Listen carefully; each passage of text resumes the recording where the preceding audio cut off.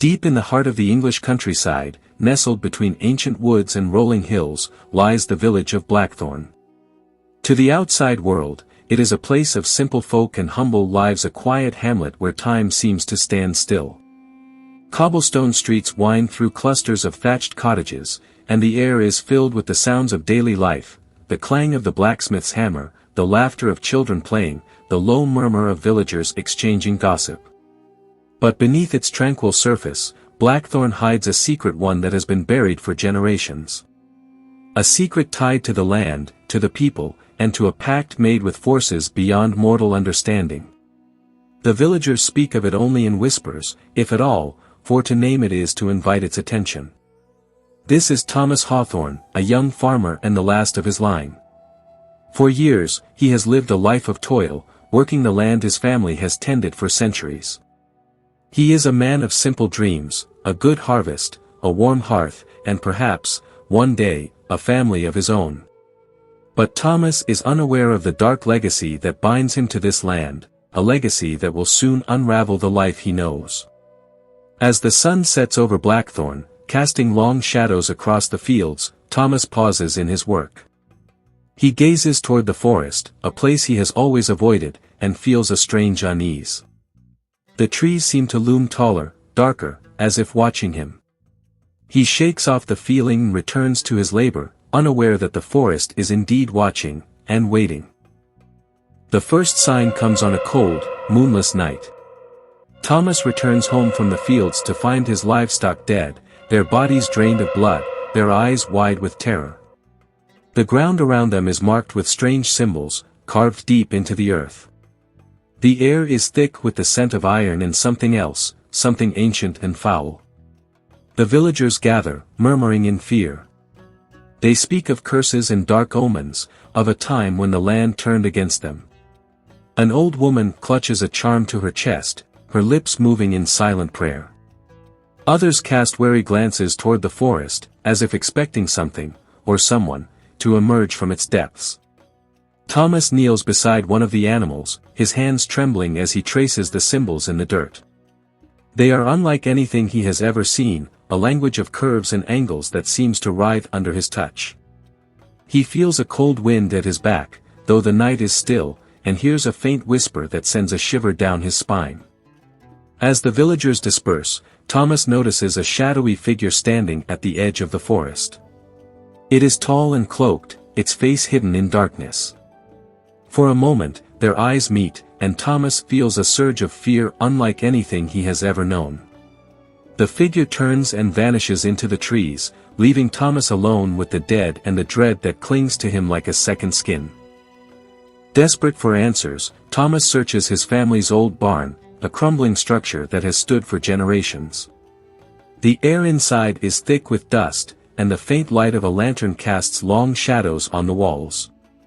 He rummages through chests and crates, his hands brushing against forgotten tools and yellowed letters, until he finds what he is looking for, an old, leather-bound journal. The journal belongs to his father, a man Thomas barely remembers. As he flips through its pages, he finds entries written in a hurried hand, the ink faded with time.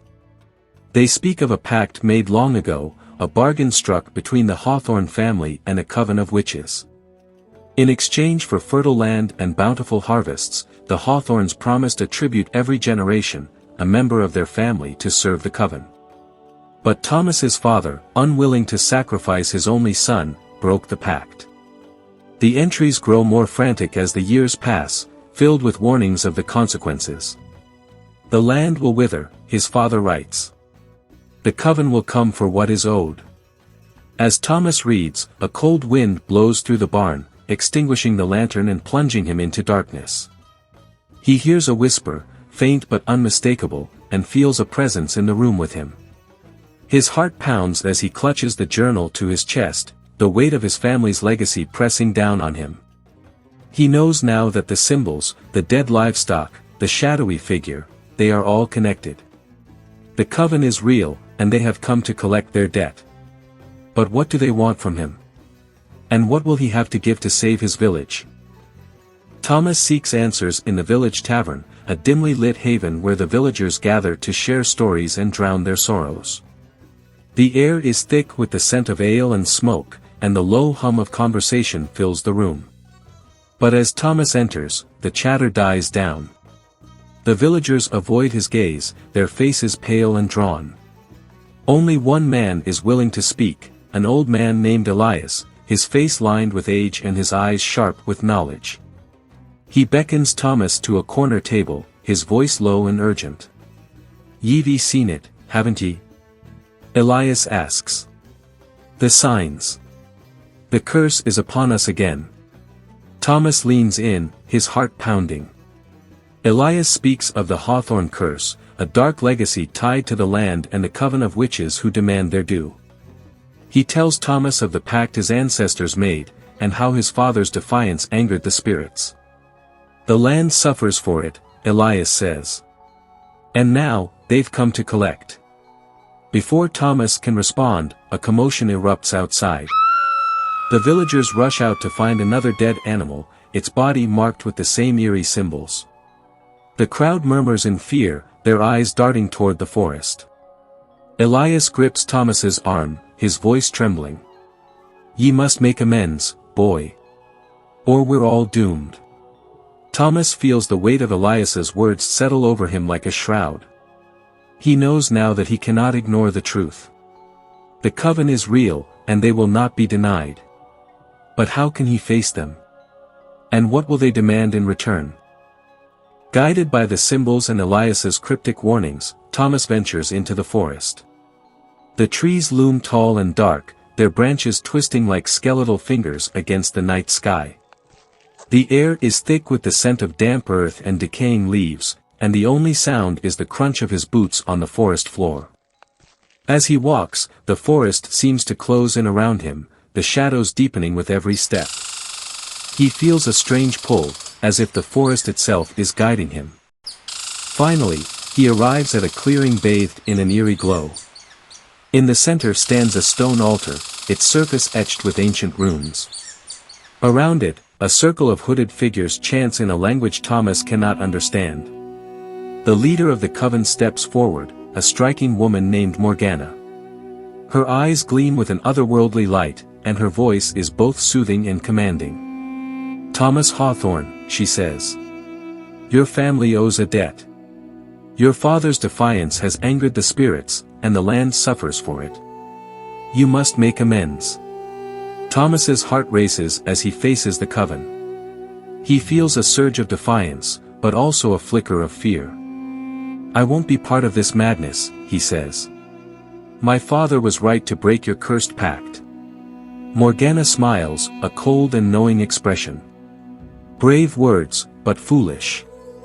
The land you till, the food you eat, the life you lead, all are tied to our magic.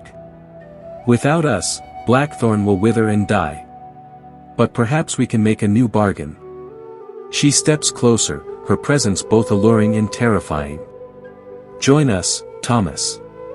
Serve the coven, and you will gain power beyond your wildest dreams. Refuse, and you will watch everything you love crumble to dust." Thomas hesitates, torn between fear and curiosity. The coven's offer is tempting, but at what cost? And can he trust them to keep their word? Thomas is torn. The coven offers him everything he has ever wanted: wealth, power, freedom from his life of toil. But at what cost? As he struggles with his decision, the witches weave their magic, drawing him deeper into their world. He sees visions of what could be, a life of luxury and influence, where he is revered and feared. He sees himself standing at the center of the village, the villagers bowing before him. He sees the fields lush and green, the harvests bountiful, and the coven's magic flowing through him like a river of light. But he also sees the grim reality of his life in the village, a life of endless struggle, where every day is a battle against the elements and his own despair. He sees the villagers turning against him, their faces twisted with fear and hatred. He sees the forest closing in, the shadows swallowing everything he loves. Morgana places a hand on his chest, and he feels a surge of energy, warm and intoxicating. "Feel it, Thomas," she says. "The power that could be yours. All you need to do is say yes." Thomas closes his eyes, his resolve wavering. The choice is his, but time is running out. Can he resist the Coven's temptation, or will he succumb to their seductive power? In the end, Thomas makes his choice. Not for power, not for himself, but for the people of Blackthorn. He returns to the Coven and agrees to their terms, but with one condition: the safety of the village. The witches chant in unison, their voices rising and falling like the tide. The air crackles with energy, and a blinding light fills the clearing. When it fades, Thomas is marked with a symbol on his wrist, a sign of his new allegiance. Morgana smiles, her eyes gleaming with satisfaction. "The bargain is struck," she says. "You are one of us now." Thomas feels a strange mix of relief and dread. He has saved the village, but at what cost? And what will the Coven demand of him next? With the pact restored, the land flourishes once more. The fields are lush and green, the harvests bountiful, and the villagers rejoice. Children laugh and play in the streets, and the blacksmith's hammer rings out with renewed vigor. To the people of Blackthorn, it is as if a dark cloud has lifted, and the sun shines brighter than ever before. But for Thomas, the weight of his bargain grows heavier with each passing day. The symbol on his wrist pulses with a faint, otherworldly glow, a constant reminder of the power he now wields, and the price he has paid. He feels the Coven's magic coursing through his veins, a strange and intoxicating energy that both empowers and terrifies him. At night, he dreams of the forest and the Coven's rituals.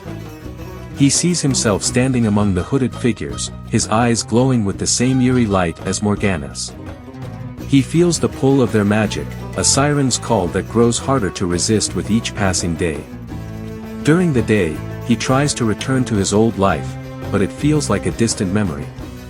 The villagers treat him with a mixture of awe and fear, their eyes lingering on the symbol on his wrist. They whisper behind his back, their voices filled with suspicion and unease. Thomas knows he is changing, but he cannot stop it. The line between man and monster begins to blur, and he must decide how far he is willing to go to protect the ones he loves. But as the Coven's influence grows stronger, he begins to wonder, is he still in control, or is he merely a pawn in their game? Thomas's world is shattered when he discovers the truth. Elias, the old man from the tavern, has been working with the Coven all along. It was Elias who led Thomas to the forest, ensuring the pact would be renewed. Thomas confronts Elias in the tavern, his voice trembling with anger and betrayal. "You used me," he shouts. "This was your plan all along." Elias smirks, his eyes gleaming with a cold, calculating light. "Ye think ye had a choice, boy," he says. "The Coven always gets what it wants. And now, so do I." Thomas feels a surge of rage, but also a flicker of fear. He realizes now that he has been manipulated from the start, his every move orchestrated by the Coven and their allies. He storms out of the tavern and into the forest, where he confronts Morgana. "You used me," he says, his voice shaking with emotion. "This was your plan all along." Morgana smiles, her expression calm and unreadable. "Every choice was yours, Thomas," she says. "You merely took the path we laid before you." Thomas feels a cold knot of dread settle in his stomach. He knows now that he is trapped, bound to the Coven by a bargain he cannot break. But as he looks into Morgana's eyes, he sees something else, a flicker of something almost like pity. "You are one of us now," she says. "There is no turning back." Thomas stands at the edge of the forest, looking out over the village. The sun is setting, casting a golden glow over the fields and cottages. The villagers go about their lives, unaware of the darkness that lurks just beyond the trees.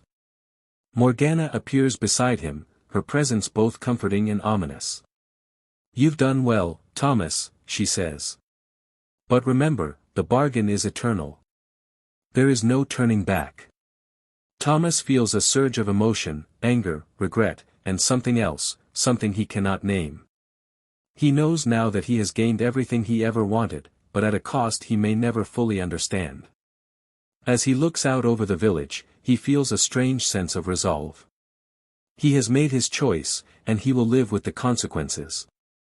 But as the shadows lengthen and the forest looms dark and foreboding, he cannot shake the feeling that the true cost is yet to be paid. The bargain has been struck, but the story is far from over.